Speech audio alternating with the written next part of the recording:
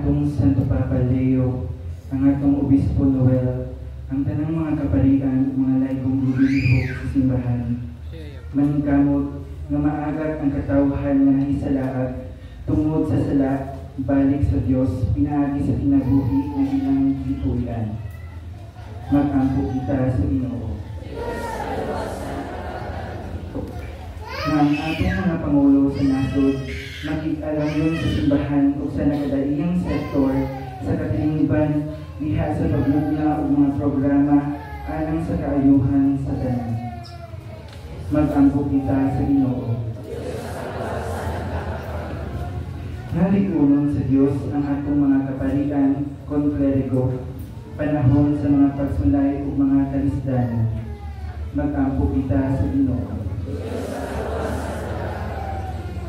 Alang sa intensyon sa Santo Papa nga ang mga katilingban diin adunay mga talisdanan sa panagkuban sa pagpuyo, dili unta ang pinta sa panagbingkil tungod lamang sa mga hinungdan na may kalabutan sa kaliwat, politika, relihiyon o ideolohiya. Mag-ampo kita sa Ginoo.